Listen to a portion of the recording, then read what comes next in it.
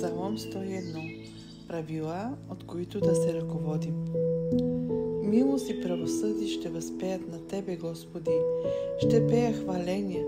Ще внимавам по пътя на непорочността. Кога ще дойдеш при мене? Ще ходя с незлобливо сърце сред дома си. Псалми 101 глава, 1 и 2 стих. Псалом 101 е съчинен в началото на царуването на Давид. Той излага принципите, от които трябва да се ръководи един владетел. Първата част от псалма е поставена на личните цели, докато втората се занимава с публичните действия. Тези няколко стиха ни показват почтеността на Давид и справедливите му постъпки. Той дава обет да постъпва мъдро във всичко. Трудна задача за човек, който скоро ще бъде обграден от подмазвачи, егоистични служители. Ще е необходима много силна воля, за да не се подаде на гордостта и себичността. Отбягването на разкош и богатствата на царския двор ще изисква смирение и напомняне, че всичко, което човек притежава, идва от Господа. Преди всичко останало, Давид възхвалява Бога за неговата милост и справедливост към цялото човечество.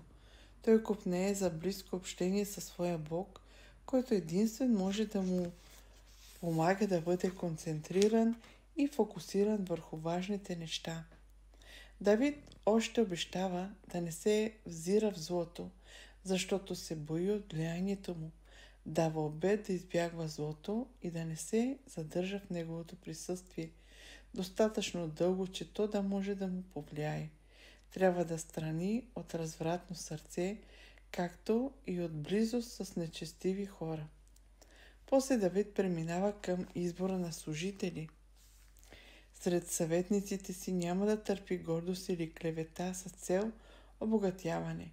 По-скоро ще се обгражда с хора, които са насочени към добруването незрело. Давид решава да търси постоянно верни хора, които ще станат достойни членове на свитата му. Желая официалните му служители да бъдат като него. Цитат от адвентен библейски коментар, том 3.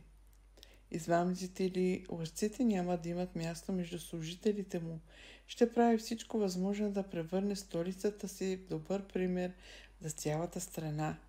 Това определено са възвишени стремежи. За съжаление, решенията често не успяват да се материализират, когато сме подложени на ежедневните изпитания и изкушения. Целият потенциал на един човек може да се постигне, когато той остане свързан с Бога. Хвали Господа, който ти носи утеха и те защитава. Неговата благост и милост и ще придружава всеки ден.